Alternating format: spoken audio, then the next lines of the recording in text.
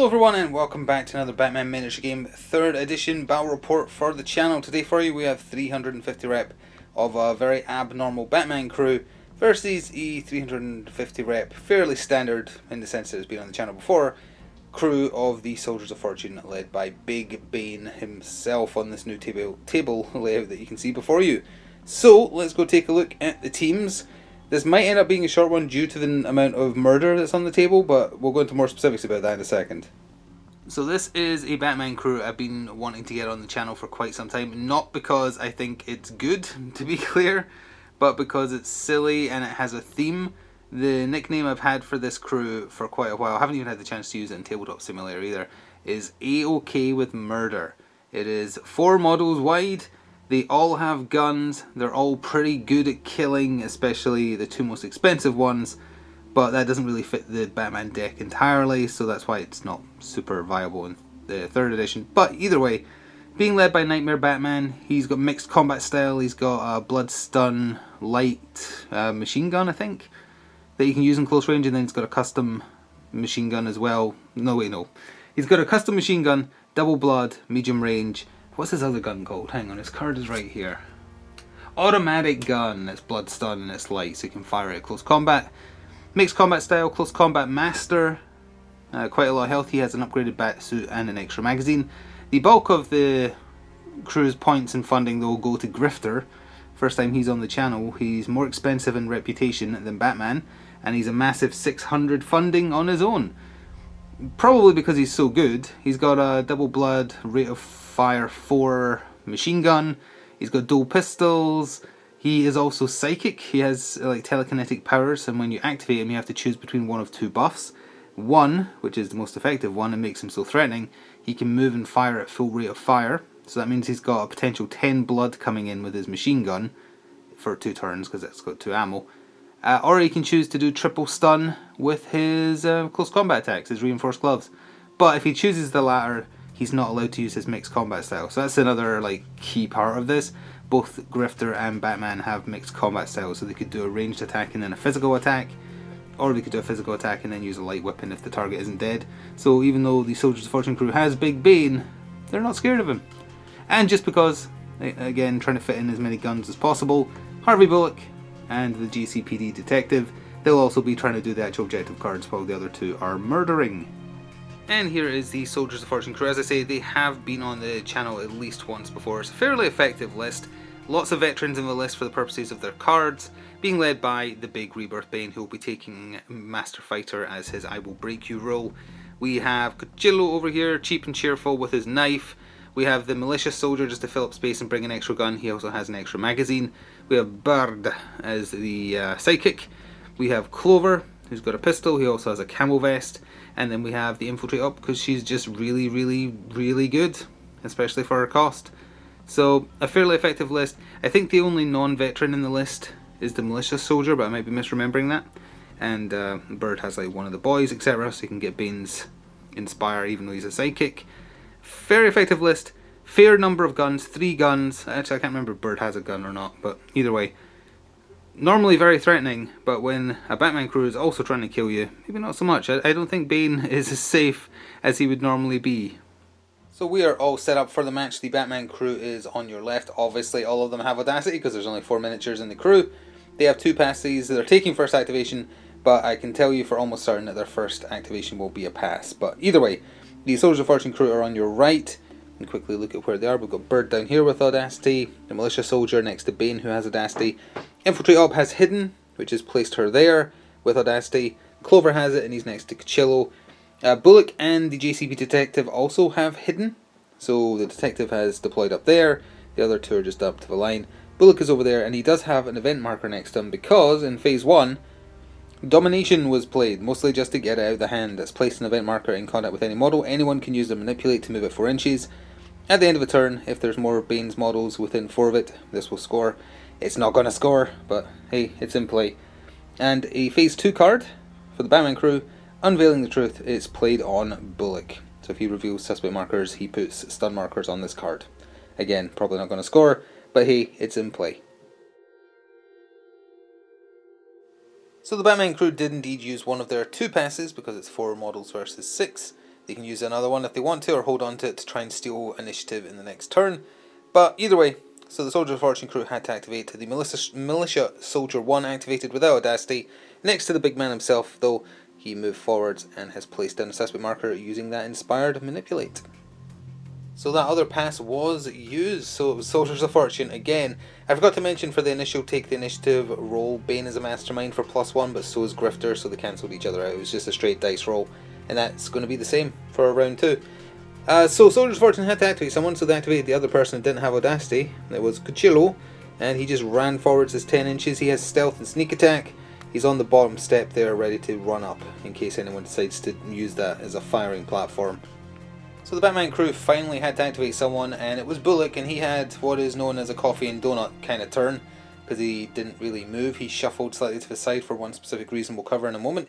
He did start with an 8 of Batman, and he is a henchman, so he had a free Manipulate, which he used just to manipulate the domination marker, just to guarantee that it's not going to score. But then he used his actual tactical action to put down a suspect marker after moving slightly, and as you can probably tell, it is the first snitch of the game. Now the reason he shuffled to the side rather than staying perfectly still, he'll still get cover because of how much is obscured if he does get shot at from this direction.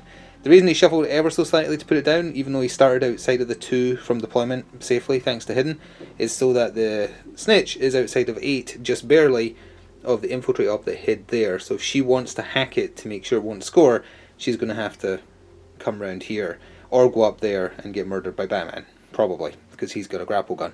So it's just to try and stop an easy counter score. If there's a sewer grating, I guess someone could pop out there, but again, Grifter could then just murder them. So it's just trying to secure the snitch. So we're actually getting an interrupt in play to have a little bit of a rules dilemma, because Osito is being played by the Soldiers of Fortune, and how that interacts with a suspect marker placed as a snitch is a little iffy, because one presumably procs first. This is also a very poorly written card, just for the record. But when you play when an enemy model places a suspect marker, which Bullock did, and then the snitch card says when you play a suspect marker you designate it as snitch, it's still classed as a suspect marker, but it can't be removed or, what does it say? Revealed or removed, but it doesn't say it can't be replaced. It's missing the third R word, because this says replaced, so presumably this trumps it, which means that the snitch is not in play. The card presumably goes back into the hand, or is discarded, not sure, but that's no longer a snitch, it's Osito, and because Bullock is in base to base with it, he can choose to be holding it, which he is gonna, and then it's basically like loot, but it's loot that Bane specifically wants because it's his teddy bear. Bane gets +1 to attack dice rolls against a model that's, +1 bonus to attack dice rolls against that model if it ends a movement action closer to the Osito. I really hate how this card is written. Like at the bit at the top here. A model that contact an Osito may control it and must be placed where you remember it. It's just, either way. Bane hits harder if you're holding a Osito. It's basically loot. It'll score at the end of the game if someone in the Bane crew, it doesn't need to be Bane, is holding the bear. So I guess the snitch is going back into hand. I think that's the way these interact, but who knows. Bird activated next for the Soldiers of Fortune. He moved up here, put down a suspect marker, then as a resource used Overdrive. Place a Venom container in contact with one of your suspect markers, which he did. This is the old Titan objective marker, but still.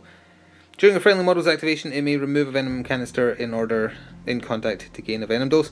It doesn't say it's an action to do so, so it's immediately being removed for Bird to gain a Venom dose. So Batman activated Nightmare Batman. He's pretty slow, he only moves 8, but he does have a grapple gun, which he made use of as a special action. He hopped up onto the platform here. He shot his double blood, 3 rate of fire, 4 with the strength die. It's got assault, so he can keep all dice, but he's -1 to his rolls.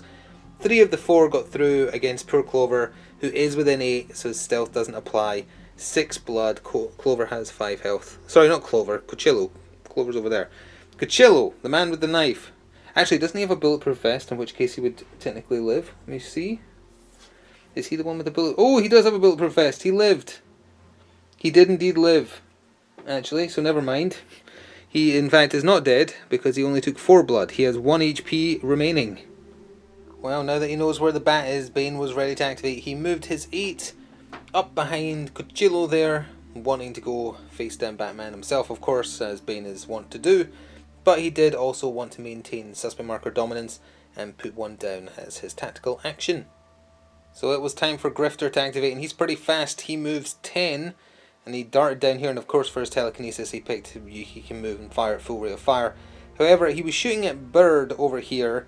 Bird is in cover, but he's sharpshooter, so he ignores cover. But Bird has a bulletproof vest, so he still loses a die for that. And Grifter's weakness is both his guns are short range, and he was firing outside of 8, so he lost another die for that. And that's what kept Bird alive, because Bird still took 2 hits through from the double blood machine gun, and I think he has 7 health, so he's at 4 of 7, and nothing else. No points scored yet for either side. The infiltrate op decided it was time to come out of hiding. She moved across here. She used her hacking skill, because it just says markers, doesn't say suspect markers, to hack the event marker 4 inches that way. Clover's not going to get close enough to turn it in their favour though, but either way, it seemed like something she was able to do. She moved, but she has an assault red dot single blood carbine, so she moved and decided to shoot at Bullock. I just realised though, Bullock did have cover because he's obscure. Well, maybe from that angle. Actually from that angle I don't think he is obscured. I think she came far enough around, because that little bulb bit there isn't blocking him really. Yeah, he probably wouldn't have had cover. Shame, he did actually get hurt quite badly. 4 blood for 4 hits getting through. He has 6 HP, so he's got 2 left. So the last activation for the Batman crew in Battle Round 1 was JCPD Detective, and he was within 8 of Batman, so he used his free tactical manipulate, or inspired manipulate rather, to put down the marker that will become the snitch after that weird Osito play. So now the snitch is in play, Clover's not going to get to it, so it's a guaranteed score, so that at least somebody's scoring points this game. A lot of blood being spilled, but not a lot of points being scored. So then he dropped down, which he had more than enough movement to cover without taking damage, and then using his actual tactical action he punched out the light that was here just so it was gone, and he's partially obscured there for cover just in case anyone takes a shot at him. So final activation of Battle Round 1, Clover decided to eventually run over there and hide for future plotting, but prior to that, when he began his activation back there, he played during his turn as an objective card Cyber Attack. So you target up to 2 enemy suspect markers, there's only 1. It's the snitch, 1d3 plus 2, it was a 1, so total of 3. After every subsequent model's activation, so it'll be once it runs into Battle Round 2, decrease the value by 1 if the suspect marker is still there, and when it stops being a snitch it does revert to being a normal suspect marker, so it will still count. If when it hits 0, it's still in play, score this card. So the Batman crew is faced with letting it score for 2, or having like the JCPD Detective waste a turn by clambering back up there to go get rid of it next turn, and that would take away a gun potentially firing, so it creates options. So we're already at the end of Battle Round 1, and I think that might be up there with the highest amount of damage done in Battle Round 1 ever in a 3rd edition match. Let's see, 3 different people all suffered 4 blood. That's got to be for a turn 1, but no objective cards scored in a turn. At the end of Battle Round though, the snitch scores, so it'll revert back to a normal suspect marker. It will still have the counter on it though, as just previously discussed. So the Batman crew is finally on the board for 3. They came close to scoring other cards but didn't quite secure. Domination obviously doesn't score, so it's getting discarded, and with that we can go into the top of turn 2. So at the start of Battle Round 2, did forget to mention, but Unveiling the Truth for Bullock and Osito for Soldiers of Fortune, but it's also Bullock, are still both in play. In Battle Round 2 there is a bunch of objective cards being played, plots within plots for both sides. 2 phase 1s for the Soldiers of Fortune crew, we can cover those real quick. Die Hard is being played, and is being played on Clover, which is why he hid over there. Also another Domination being played, and the marker is once again being placed in base to base with Bullock, because the Infiltrate Op could probably take advantage of that with her hacking ability. So that is also in play. For the Batman crew, Snap, their Die Hard is also being played.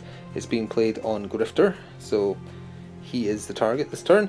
And another Unveiling the Truth is being played, and this one is being played on Grifter as well. And with that said, it is Bane's Soldier of Fortune crew that is taking first activation in Battle Round 2. So as tempting as it was to make Bane pop some venom and run up the stairs to have a climactic battle against Batman, that wasn't the best play for the game. The Infiltrate Op activated instead. She made use of all her actions, Her special action was to move the domination marker 4 inches, to where you can see it right there. She, from where she stood, fired the... How much ammunition does she have? Does she have ammo? No, she has 1 load of ammo left. She shot into Bullock for 3 blood. That is enough that the donut and coffee break is over forever. Bullock is gone. He dropped Osito, which is just there. That's just to show that for her movement action she's moving and touching it, so she is now holding on to Bane's teddy bear for him. So when considering the potential wasting of actions to stop scores and whatnot, it wasn't taken into consideration that the JCPD detective was close enough to Batman that he'd have that free manipulate. So he did eventually climb up here. It would have ticked down to 1 after his turn, because it ticked down from 3 after the infiltrate op, to remove the marker that used to be a snitch in order to stop cyber attack from scoring. Incidentally, obviously, the unveiling the truth connected to Bullock will not score now and has been gotten rid of. So he did eventually go up there. He is removing that suspect marker. It's going to be gone in a second. Cyber attack does not score as a result. However, before going there, from where he was standing, since he used a free manipulate to do that, he shot his pistol, his blood stun pistol, at Clover, who was within 8, so sneak attack didn't apply. His bulletproof vest did, but that didn't save him. 2 hits got through, 2 blood, 2 stun. He had 1 health left. Clover is gone, and for a massive 1 point, he scored a dirty job for making an enemy model a casualty. Now it was time for Bane to make his climactic charge. He activated, he popped his Venom dose for +1 strength, 2 free efforts, dashed up the stairs, and engaged in felonious assault with the Batman. I said during the start that via his I Will Break You rule he was taking Master Fighter. I always get the two confused. He has Master Fighter by default, which is +1 to unarmed attacks. He gets Close Combat Master if you select that via I Will Break You, which is rerolls on misses. His Batman's defense 4. Bane is 6 attacks default. He put in 1 extra effort, so he was getting those 3 extra dice. Even with the rerolls and the +1s, meaning he technically just needed 3s, he still lost the strength die to bat armor. He didn't do too well with his defense, or his attack rolls, definitely not as good as he could have done, and Batman rolled 2 6s on his defense. So, I mean, 6 stun is still a very significant amount of damage, but it wasn't enough to take him down. He has 8 willpower, so he's 2 left. It was enough, however, for Bane to score a search and destroy. We can get this in focus, perhaps. An enemy model suffers at least 2 hits during the attack, where a friendly model performed at least 2 efforts. He technically only suffered the 1 damage from an effort, but that's because 2 free ones come from Venom. So it did score. So Batman was in a spot of bother, so of course he activated. For his special action he used mixed combat styles. So we have a lot to go through, because that's technically not accurate for the damage you see there. So first of all, he did fire his handguns, or it's not his custom machine gun, automatic gun, which I guess is a pistol of a sort. Normally blood stun, he shot at point blank, it's got the light special rule so he can do that, but he used non-lethal ammo in order to make it all stun damage. So 2 hits got through for a total of 4 stun, as opposed to 2 blood, 2 stun, and scored that for 2. Then he engaged in close combat. He has Close Combat Master for that reroll on fails. Bane chose not to effort, and he also did not effort because he can't really, because of how hurt he is. But he did pretty well with his rolls, and technically 6 stun got through, but that takes Bane over his stun cap. Now he's desensitized, so he can't get knocked out, but he starts taking blood damage. So technically 2 of this damage that he's received, of the 6 there, is getting converted to blood. But he's still very much awake and alive, and as a result Batman decided to drop down here to relative safety. Oh, sorry, no, 2 quick corrections. Bane, when he uses Venom, gets invulnerability too, so the 2 damage that would have converted to blood damage, no. He has lost all of his stun damage though, so any other damage he receives from this point on, well, I guess he will heal 1 stun at the end of the turn, but the point is, the 2 damage that would have converted to blood, nope, that we're just saying it got eaten up by the Venom, so that's that done. And also, because he is actually within 8 of Infiltrate Op, he can trigger Hardpoint upon being smacked in the face on Batman's turn. Friendly model within 8 of another friendly model with Veteran, she's got Veteran, blocks at least 2 successful hits. He blocked exactly 2 of Batman's hits, so yeah, scored. Well, with Bullock safely out of the picture, Clover activated without audacity. He is the one with the diehard target on his head, remember. He moved up just so that he is within distance of that marker for domination as well. These Soldiers of Fortune are starting to consolidate their positions to score cards, and I think that's the important part. So last activation for the Batman crew in Battle Round 2 already, thanks to Bullock being dead. Grifter, as it turns out though, his 10 inches of movement was enough to threaten Clover. But, unfortunately, due to the dice rolls, couldn't quite finish the job. 2 hits got through for the last of his double blood gun ammunition, so all he's got left is blood stun pistol ammo now. He can still do triple stun in close combat, of course, but 4 blood damage to Clover. Bulletproof vest obviously helped him as well. He lived on 1 HP, but that didn't stop a score though. You won't see me coming criteria has been met because he couldn't see Grifter when he activated. It was also tempting to try for Infiltrate Op because she doesn't have a bulletproof vest, but if he'd gone down it would have cancelled out Die Hard. But oh well. So Bane's crew still has 2 models left to go, the first of which was the militia soldier without Audacity again. He walked up the stairs behind his boss, and then as a resource played They Must Know Pain. However, its effect to heal Bane for 2 was countered by the resource value of Get Them Off the Streets for 2 resource points from Batman's crew. He did, however, as an objective card, then also put into play Free For All. Bane's crew has to have more models not suffering KO within 4 inches of the centre of the gaming area than the enemy. The rough area of the middle of the board is theirs. We'll measure up exactly, maybe like put a event marker there as well. So Bernard activated to end up battle round 2. He walked up to the sewer grating, he had Audacity, manipulated it and popped out over here so that he can make more of a difference to the ensuing combat in battle round 3. But for now, let's go to recovery and recap. So the halfway point of a match that is going to definitely speed up now as people start dying. There's 1 card to cover for the Batman crew. They're Die Hard in play. Grifter didn't get hit, so it has scored for 2. Bunch of cards for Bane's crew though to cover. Oh, and Unveiling the Truth for Grifter is still in play. So, Soldiers of Fortune cards. Domination. They have to have more models within 4 to score the card. They do indeed. Infiltrate Op and Clover, so that's scored for 3. Free For All is also scoring for 2. The middle is right next to Bane. Batman, Bane, Soldier. So they win, so that's another 2 points on the board for Bane's crew.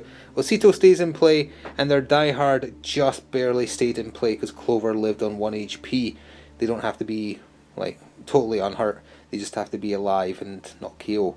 So Bane's crew scored what? 3, 4, 5, 6, 7 points versus 2, so that was a massive comeback as we go into battle round 3. So here is the board state at the top of the penultimate round, battle round 3. Obviously the 3 survivors of the Batman crew have Audacity, most of the Bane's crew have Audacity. I believe Clover is the only one who does not. There's 1 phase 1 card being played, and it is the final, I think, Domination in play for the Soldiers of Fortune. The event marker has been placed in base to base with Grifter right there. And more importantly, it is the Batman crew who is taking first activation, so they better think very carefully about what they want to do with it, because Big Bane could reach both Batman and Grifter from where he is, I think.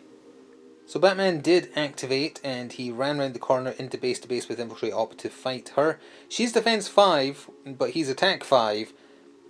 She didn't want to effort because he's doing double stun. He couldn't really afford to.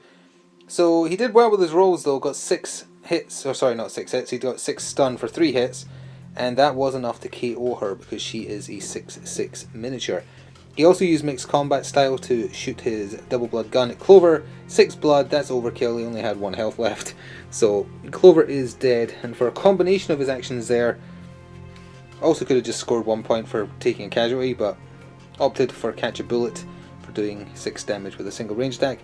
Also during his turn, he's healing 2 of his own stun by playing They Must Know Pain as a resource, which incidentally was played wrong for Bane, got it confused with Medpack from Crisis Protocol. You can only heal or wake someone else up from KO. It has to be the model's activation if you want to heal them. So it got cancelled anyway, but it was technically done wrong there. Done correct here though. Oh, we totally forgot that of course Infiltrate Op was the one carrying Osito, so Osito has now been dropped on the floor. Batman had already done his move action before she got knocked out though, so he can't pick it up.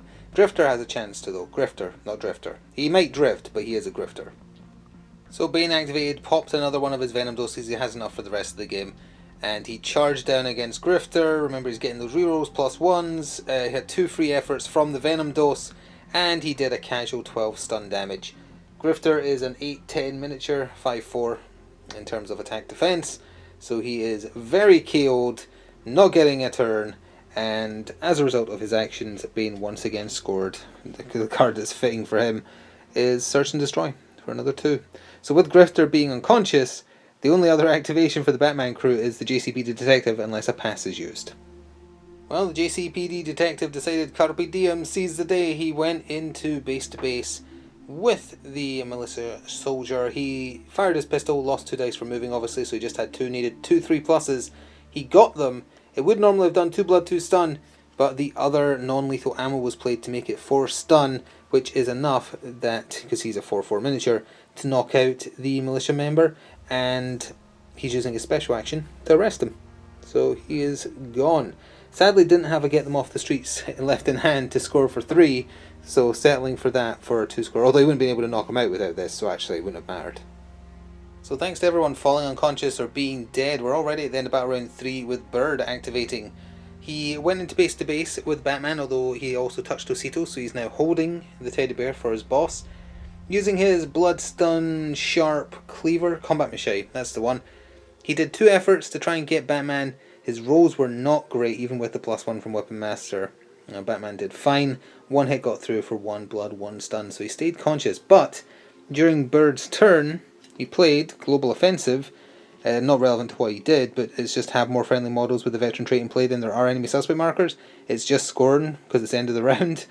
There's 4 models left for Soldiers of Fortune. All of them are veterans, and there's no suspect markers, so it just scores. So at the end of a very abrupt penultimate round, there's no additional cards being put into play. Domination, totally actually forgot that was in play. Let's see, Grifter has now woken up, but at the end of the turn he was still unconscious. So it would be 1, 2, yeah, it would just be Batman against 3 because Infiltrate Op. Well, Infiltrate Op was unconscious as well, so it's 2 versus 1. But that does still score for another massive 3 for Bane's crew. Osito is still in play, Bird's got it. Unveiling the Truth is technically still in play because Grifter is alive and he did wake up as covered. Infiltrate Op did not, so she will not be getting a turn as we go into the final battle round. Dawn of the final day, top of the final turn. Everyone who's left alive and conscious has Audacity. There is no additional cards being played by either side, and it is Bane's crew, the Soldiers of Fortune, that are taking first activation, which may not bode well for either Grifter or Batman. So Bane activated, he popped his final Venom dose and he just punched Grifter into the ground. He only had 1 stun because he just woke up. Technically he would have then taken 1 extra blood damage for every damage done. It's not enough to kill him, so it doesn't really matter. Grifter's game is done though. Bane moved up there, he climbed, suffered impaired movement to climb up there, and also scored the final Search and Destroy for scoring at least 2 hits, and he got the 2 free efforts from the final Venom dose he used. So the JCPD detective, seeing Bane standing up there, decided to run away down here, revealing the suspect marker placed down there long ago, and actually scoring the criteria for Harvey Bullock's card. Even in death he still sort of serves. Wrong place, kid. Revealing enemy suspect marker at least 6 inches away from any of your models with the cop trait, with the exception of the model revealing the marker. Case in point, so that scores for 3. So in order to secure some more points, Bird disengaged from Batman. There wasn't anything to be gained from knocking him out. He came over here, suffered impaired movement to climb up next to his boss. Let's assume that he's also handing Osito over, but he placed a suspect marker in order to score a card that finally got drawn for them. A Black Ops for putting a suspect marker down within 8 of an enemy model that can't see either of them. So it was over to Nightmare Batman, and this one has been a bit of a nightmare for the AOK with Murder Squad to end the game. He can't really take out Bane to stop him scoring Osito, or Bird rather. So instead, what he opted to do was counter the points he'll gain. Coming over here, putting down a suspect marker, it's the end of the game. The snitch instantly scores for 3, taking us to the final recap. So before we grab those final score piles, we have to cover Unveiling the Truth for Grifter. Obviously gone, didn't have any markers on it. But Osito does score for Bane's crew, so that's going on the pile for 3 as well. Let's go see who's won. So I think I did mention at the top that the AOK with Murder Batman crew is definitely not a good crew. It's just a silly one. It felt almost like a second edition game with how much focus there was just on killing each other this time. The Bane's pile, or the Soldier of Fortune Bane's crew pile is both larger and has cards worth more, so they've definitely won. But hey, let's count up and see. So it's 3, 6, 7, 8, 9, 10, 11, 12, 13, 14, 15, 16, 17, 18. 18 points for the Batman crew. Plays 5, 6, 7, 8, 9, 10, 11, 12, 13, 14, 15, 16, 17, 18, 19, 20, 21, 22, 23, 24, 25, 26. 18 plays 26. A comfortable win there for the big man himself. Rebirth Bane, proving that he is not scared of two guns. Although I think if Grifter and Batman had consolidated against him, he probably wouldn't have been able to run amok as much as he did. But I underestimated him. Yeah, I thought that he'd be in trouble and he'd be a waste of points and just get shot off the table by them. That was not to be. Also, this was a kind of a accidental hard counter to AOK with murder, because 3 of the henchmen had bulletproof vests. But hey, it works out that way sometimes. I sincerely hope you enjoyed watching. I'm very interested in the new upcoming releases for Batman that Night Models have been teasing. They just teased their new Mr. Freeze, which looks great. It's about time. I hope he has an objective deck and not just an objective card, because otherwise that would suck. But I guess we'll see in the future. Thanks for watching. See you next time. Ta-ta for now.